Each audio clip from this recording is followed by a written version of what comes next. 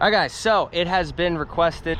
You guys see 3rd generation Dodge Ram 2500 behind me with 509,000 miles. We just crossed over on this bad boy. Now I want to go over every single thing wrong with this truck and the things that I have done with this truck, because there's a lot of things that people don't know about that have been asking, and I put the information out there before, and I'm going to do it again. So I'm going to go over every single thing wrong with this truck. We got a brand new trailer behind it and an old 2004 Dodge, 2021, 2004. So here we go. One of the first big things that you're gonna notice about this truck is it doesn't sound like a common rail, okay? And that's because it's got a 96 12 valve under the hood, okay? So that's gonna be the first thing I mentioned. It is a 12 valve engine. I bought it at 212. I think it's got like 260 on it right now. Thing runs like a top. It goes through a little bit of oil. It leaks it here and there. It's fine. It goes through some coolant. I do have a coolant leak. I gotta fix that, but we'll get into that. You guys can also see this is a Ram 2500. I'm going to prove this to you right now. You guys can see that I know it's going to be sideways for you guys, the GVWR is 9,000 pounds. This is a Ram 2500, 5,200 pound front axle, 6,000 pound rear axle, okay?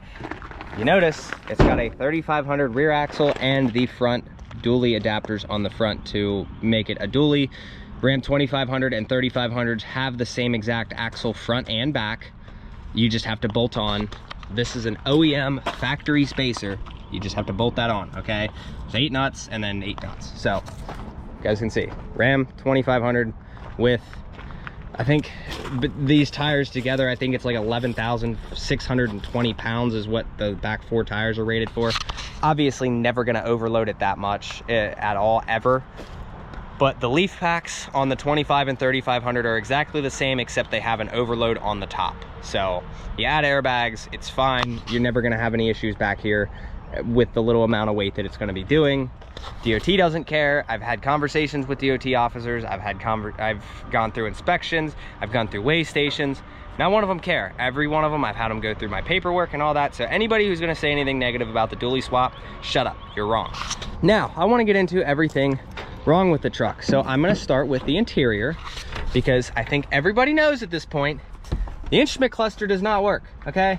No working instrument cluster. We got a gauge, Edge CTS2 over here for the monitor. I got my fuel gauge and I got EGTs, coolant temp, boost, fuel pressure, and oil pressure. So the instrument cluster doesn't work. I know I've been saying I need to replace that. I was gonna replace it a while ago and ended up spending $24,000 on miscellaneous crap a couple months ago. So kind of hurt the savings account a little bit. So I haven't been really spending a ton of money lately.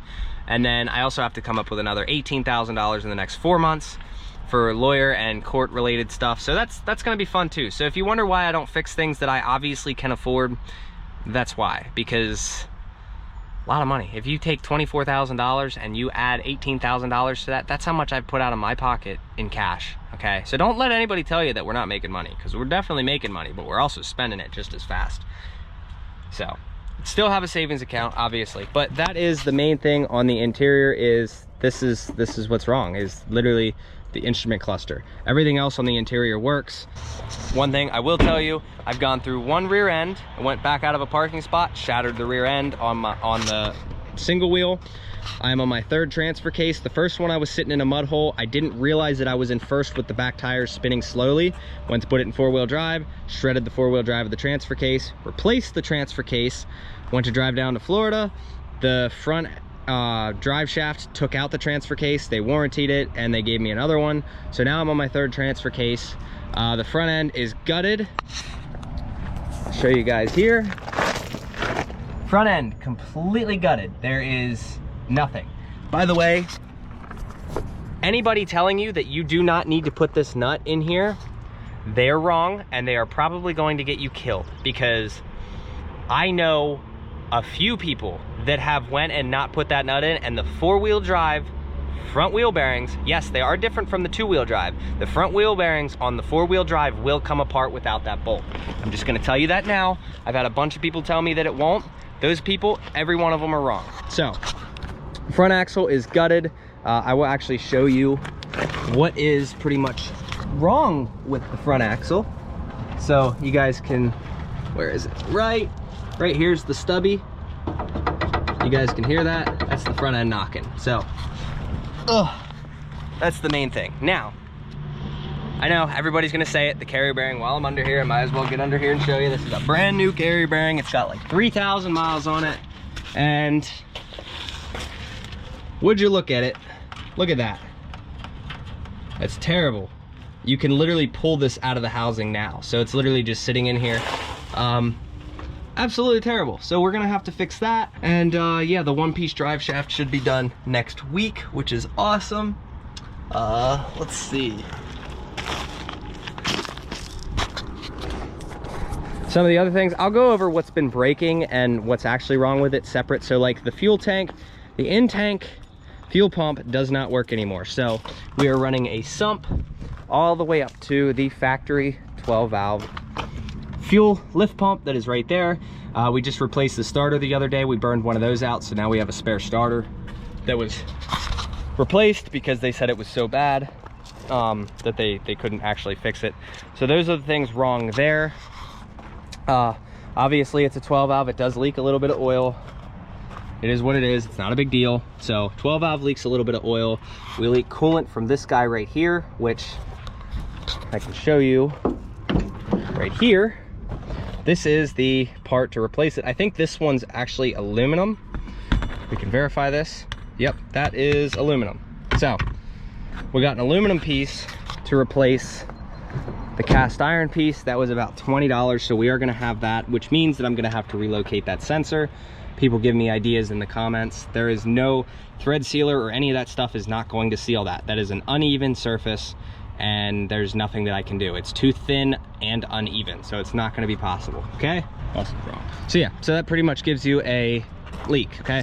So the next thing that's wrong with it is the batteries die overnight. So and this is my fault, this isn't the truck's fault. The external regulator that I installed over there, yes, it does go through the ECU. Yes, I completely unhooked that in case something happens to the crank sensor, because when the crank sensor fails on a 12 valve swap, you don't have a cam sensor to back it up. Therefore, you lose your alternator, you lose your fuel pump, you lose your AC, and basically the ECU doesn't know the engine's running, so you lose all those features. So I put in an external voltage regulator to get rid of the ECU regulator, and I wired that to positive. So I am going to change that. I am going to put that on switched. I need to find a switch source that will not make it charge over 15 volts. I need it to charge in between 14.6 and 15. That's exactly where it needs to be.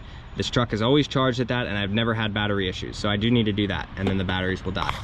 Anybody telling me that 14.6 to 15 is too high, you are also wrong. Please stop spreading false information.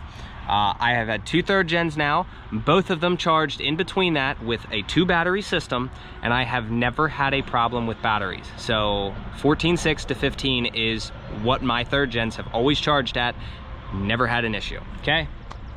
So that's the next thing. Now I have replaced the AC condenser. This is broken. Let's get to that point. Speaking of AC condenser, the bolts snapped down there for the AC compressor. So we do not actually have AC on this truck right now. It is in the toolbox. I do need to drop the lower radiator hose so I can drill those bolts out and put the AC back on. So that's the only reason that does not work. So no AC. Now let's get to the next thing, okay? At 500 and some thousand miles, this grill has hit a bird before and a couple other things. You guys can see this is completely held on with zip ties. You would never know until you were the one picking the hood up. You can see that, like, this is held on with zip ties. That's gonna get replaced at some point. So that's another thing wrong with it. But another thing wrong with it, I should have came back to the interior. The e-brake is so obnoxious, okay? I rebuilt it, put all new parts in it. It worked great for a couple months, and now it's iffy again. So trying to figure that out, but we do need a working e-brake. So the e-brake has been iffy. I get it to work just enough to pass the DOT inspection, but it still sucks. So I need to get that replaced. Back here, we are missing a tailgate. This license plate light went out. This actually did pass DOT. So when we're getting a new bumper, we're gonna get new all of this. So there's that. Another thing, the rear differential seal has actually failed on me. I did have to replace that the other day, so not too big of a deal. You guys can see there is no drippage from that, and we are good. It's all completely dry. You guys can question the exhaust. You know, it's not perfect. I built it myself out of a bunch of scrap pipe. It's just a 5-inch straight pipe, pretty much over and back. So nothing special there. What I can say for a 500 and some thousand mile truck is that there is no rust anywhere underneath this truck, not a speck of it anywhere. This might annoy some people, but this isn't actually wrong with it. We got the air filter sticking up here. Why? Because it sounds cool. That's the only reason. And it annoys the crap out of the people that don't like me for some reason. They go for two things. They always go for the hair. I don't get it. You know what? If it bothers people, we got the skullet going on, skullet, mullet, whatever you want to call it. And even throw the man bun in there every now and again just to make people mad. What else is wrong with the truck? Believe it or not, I've gone through a couple sets of headlights. I've gone through a couple sets of cab lights. I've actually had the cab lights disintegrate and melt down into themselves. I've had to replace them. The bumper's white. It's a Dodge. What all have I had to do to it? Well, we did have to put a steering brace in it. I haven't had to do the ball joints yet, believe it or not. I bought it at $315. It's got $509 right now. I haven't had to replace the ball joints. I have had to replace the shocks.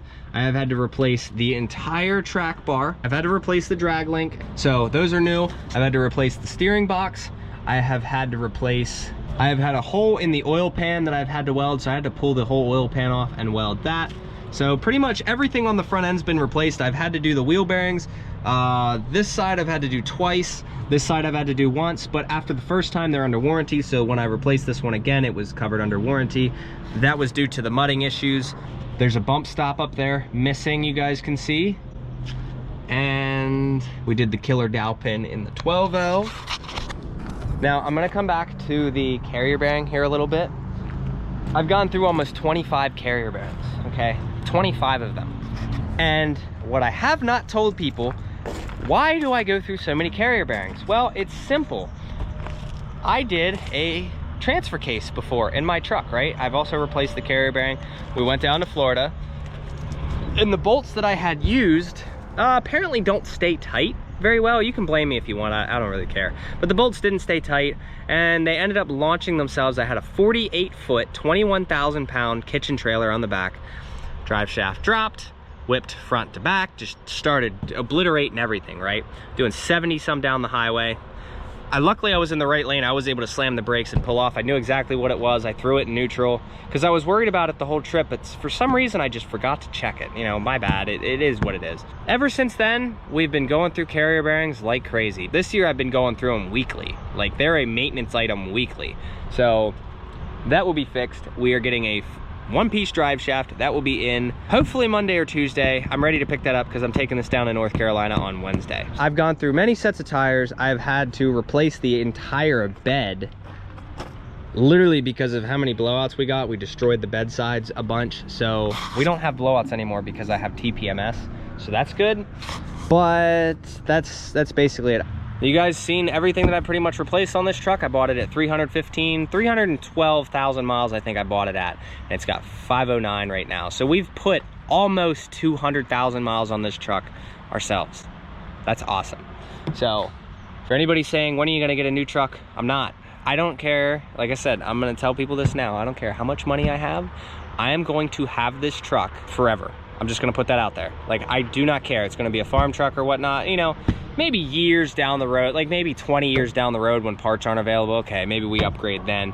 But for now, this truck will see 1,000,000 miles. I can guarantee you that, unless it gets totaled. That's the only way it's not gonna see it. So maybe we'll hit 2,000,000 miles, but I don't know yet. I do need to get a bunch of this stuff fixed and go from there. But that's about it.